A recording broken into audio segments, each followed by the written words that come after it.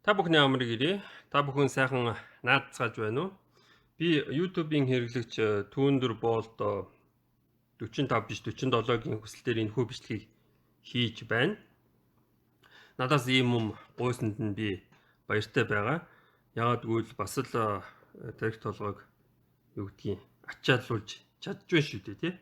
За би ерөнхийдөө энэ 1 цаг 50 минутын энэ бичлэгийн эхний 30 минутанд байгаа үгнүүдийг л та бүхэндээ тайлбарлаад өгчий гэж амласан байгаа. Тэгэхээр энэ бид нар чинь нүүдэлч биш байхгүй. Бид нар чинь суурин байхгүй. Суурин гэдэг чинь юу гэсэн үг? Одоо айл гэдэг үг биш үү? Тэр чинь олон гэрүүдийг нийлүүлээд айл гэж нэрлэдэг байхгүй. Ганц биш шүү. Айл гэдэг чинь казак үг гэж байгаа. Киргиз үг гэж байгаа. Айл гэдэг чинь тэд чинь олуулаа байдаг. Нэг дугаар. Энэ ингэж амар муухай худлаа ярьдаг хүнийг би мэдэхгүй юм байна. Тэгэхээр чинь бидний монголчууд айл гэсэн үгээ одоо юу гэдгийг монгол уу хасгүй гэдгийг мэдэхгүй тийм тэнэгүүд болтлоо одоо юу гэдгийг муудчаагүй байна шүү дээ, тийм үү. Тэгэхээр энэ хүн янз бүрийн имжлэг хийдэм байл дээ чинь Монголд сэхэдэн байхгүй ч гэж байгаа шиг Монголын түүх худлаа юу ч гэж байгаа шиг би тэр түүх мөнх зохиомл юмд чи итгэдэггүй гэсэн юм ярьсан шүү дээ. Тэгэхээр чинь энэ хүн иймэрхүү асуултнуудад хариулах эрх байхгүй байхгүй юу.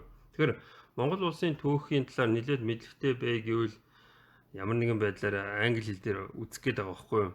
Тэгэхээр энэ Джек Майстерийн Монгол түүх гэсэн нэм YouTube сууг байгаа. Та нарын энийг үзээрэй. Тэгээд би энэ Джек Майстер үнэхээр одоо хичээл зүтгэл гаргаж одоо ямар ч хуудуугүй те бодит байгаагаар нь Монгол улсын түүхийг олон нийтэд цацдаг байгаа юм. Энэ хүнд Монгол улсын зүгээс ямар нэгэн хүндэт профессорч гэдэг юм уу? Эсвэл Монгол улсын соёлын тэргүүний ажилтан ч гэдэг юм. Тиймэрхүү цолоор шагнаж болох юм а гэж би хувьдаа боддог байгаамаа. За тэгэхээр чин бидний одоо юу гэдгийг сонирхоод байгаа үг болохоор айл гэсэн үг тийм үү. Тэгэхээр яаж энийг одоо юу ойлгох вэ гэж байна. За тэгэхээр чин зүгээр А гэсэн юмнаас эхэлж болох юм. А болохоор юу юм? Бүх улс үндэстний л одоо аваа штэ тийм үү? А гэж нэ. Тэгэхээр чин хятадх байна. А бол хятадх юм аа. А бол одоо гэдгийг энэ төргийнх юм аа. Эсвэл Оросынх юм аа гэх юм балан юм ярьж болохгүй. Тэгэхээр чин энийг А болгоно. Тэгэхээр А гэхээр юу гэдэг юм бэхээр янз бүрийн утга учиртай байж болно. Яг уу шууд айх гэж штэ тий. Юмнаас сүрдэх, эмээх, зочих, хальчрах гэм айх гэсэн юм байна. За би нэг тийм өвөөгөөс одоо сурсан үлгэр домгийн нэг тийм зохиол бичсэн байгаа. Тэгээд тэр зохиолоо юу гэдгийг англи хэл дээр ярьснаа би энд доор шеэрлчихье. Тэгээд үлгэр дом юу гэж эхэлдэг вэ гэхээр умаа хоёр ингээд ах トゥ хоёр ингээд төрдөг. Тэгээд ерөөсөө хорвоо дэлхийн нэг тийм хоосон байдаг ч гэдэг юм уу тий. Тэгэж эхэлдэг. Тэгэхээр энэ гэсэн юмнаас хамаг юм эхэлдэг. Тэгээ бол айдсан бурхан байдаг. За энэ болохоор ингээд их тийм хамаагүй юм болоо явчих жоохгүй юу. За тэгэхээр чин гэсэн үг нь одоо яг юу гэж яригдсан юм бэхээр би хэл шинжлэлийн айгаас ярьж байна.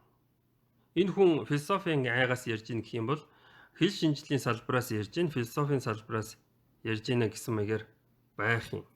Тэгэхээр энийг одоо сав газар нутаг гэдгийг яаж ойлгох вэ гэхээр зай гин. Урдталт нь зээ залгал зайлахгүй да. Орон зай гэдэг бол орон зай.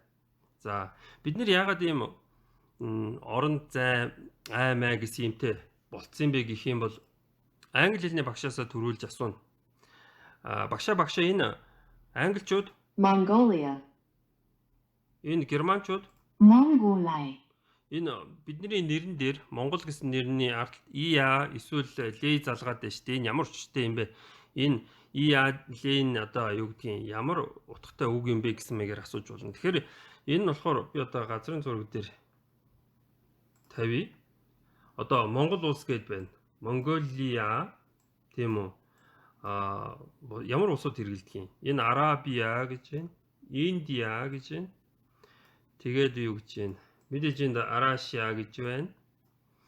Австрия гэж юм тийм үү. Тэгэхээр энэ болохоор Монгол айл буюу монголчуудын орон зай гэх гэдэг.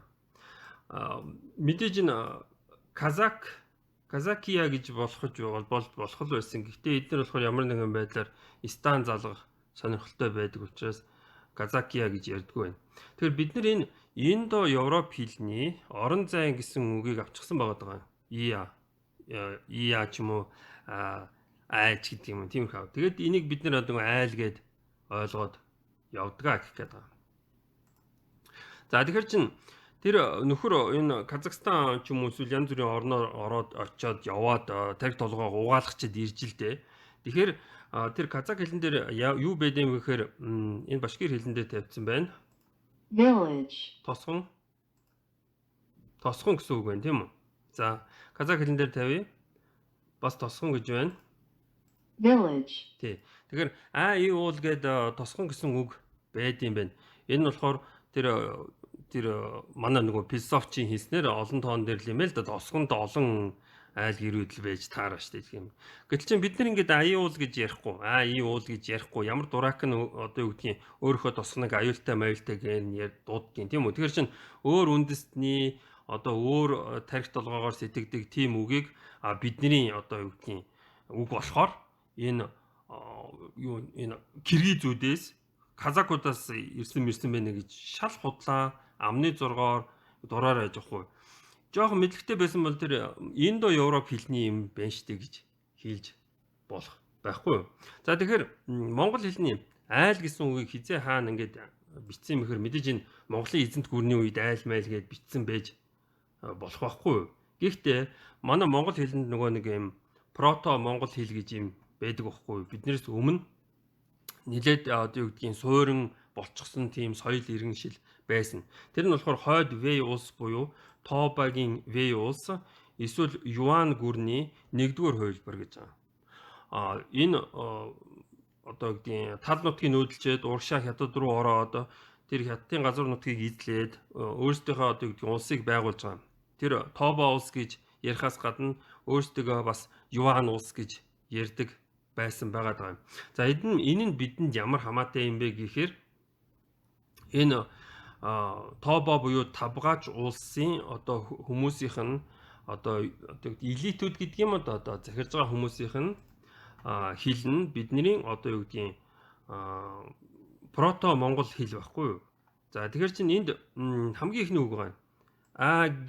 Агилч гэдэг юм уу? Агилч гэдэг юм уу? Энэ нь болохоор хаус гэж байгаа. Байшин. Бидний айл гэсэн үг тэр Тоба айлан дээр хаус байдаг байна л да. Тэгэхээр чин Google за энэ зай гэсэн юм байгаа шүү дээ тийм үү? Орон зай. Тэр чин урталт нь Б залгаад хойдолт нь 90 заргаад байр болгочихж байгаа. Байр гэдэг чинь байшин тийм үү? Байшин. Тий. Байшин гэдэг чинь одоо нөгөө нэг Орсын башня гэдэгтэй адилхан үг. Ойролцоо юм шиг. Байшин нь болохоор яхав тий. Цамхаг واخгүй юу? Тэгэхээр байр орон сууц бол ямар нэгэн байдлаар эртээр үед айл байсан л байхгүй юу да. За энэ табгаач үгэн дээр одоо юу гэдгийг бидний өвөг дээдсийн үг мөн гэдгийг яаж мэдэх вэ гэхээр энд одоо ингэж хил гэж байна. Хил гэх юм бол чи яриач гэсэн маяг тэ speak гэж байна л да тий. Тэгээд хилмөрчин гэж байгаа. Энэ болохоор орчуулагч тий. Тэгэхээр бидний хил мэл гэсэн энэ юм чинь энэ табгаач хэлэн дээр байхгүй. Тэгэхээр чинь энэ бидний энэ нохоо мохоо гэдэг байгаа чинь нагаан гэж байсан байна. Тий. Өшөө юу гэж байна? Нөгөө гахаа дуурдаг хүү үтэй байна тийм үү? Манайхаар энэ ардталт нийс залгах ховсг нь одоо гахаа, ир гахаа тий? Гурагчин гинүү? Гураг гэхээр зэвсэг байсан юм шиг л байна л да тий. Өшөө юу вэ гэхээр энд болохоор яам гэсэн үг байна. Зам тавих гинэ. Яам чин гэхээр зам тавьдаг хүмүүс юм. Relay route тий. Тэгэхээр манай монгол хэлний зам гэсэн үг ямар нэгэн байдлаар яамтай холбоотой байдаг. Тэгэхээр ямар нэгэн арга зам хайж байгаа бол яам тамгын газар очиж л хүсэлтээ гаргадаг. Тэгэхээр бидний одоо юу гэдгийг соёл иргэншил гэсэн юм нь болохоор нэг хэсэгтээ одоо юу гэдгийг хятадтай хамт ингэж оршиж исэн байгаа даа. Мэдээж тэгэл одоо юу гэдгийг энэ В улс нь юу гэдгийг 300-аас 500 оны хооронд оршиж байсан буюу биднийг Мандан бадрахаас өмнө 700 жилийн өмнө оршиж байсан байгаа юм. Тэгээд мэдээж одоо юу гэдэг нөгөө хятадууд нь босоод хөөдөг тийм үү? Босоод монголчуудыг хөөдөг штэ. Тэгэхээр энэ бид нар ягаад энэ уйгуруудтайгаа аашцсан муудцсан бэ гэхээр юан гүрэн гэж мөхөж унах үед эдгээр одоо юу гэдгийг хасгууд маань одоо юу гэдгийг хятадтай нийлээд мэн улстай нийлээд биднийг одоо маш ихээр юу гэсэн устгасан байдаг. Тэгээ манай хар хорныг шатаагаад ерөнхийдөө биднийг буцаад нүүдэлчин байдалд нь оруулсан байдаг. Тийм учраас бид нэр ингээл лалар малар гээл та нар одоо юу гэдгийг юу юм бэ муу юм бэ гэдэг нэг тийм дотроо хор шартай сууцгаадаг байхгүй юу? Гэтэл чинь тэр хор шарыг мэдхгүйгээр л одоо юу гэдгийг айл гэсэн үг болохоор казак үг юм а ч гэдэг юм уу? Ингээл энэ дотор нь одоо юу гэдгийг хольж гутгаад байдаг ийм боловсралгүй хүн одоо нэг тэнэг боловсралгүй хүн олоод ирэж ихээр энэ хүн л байгаад байгаа байхгүй юу? За өнөөдөр нэг юм байна анхаарал тавьсанд баярлалаа.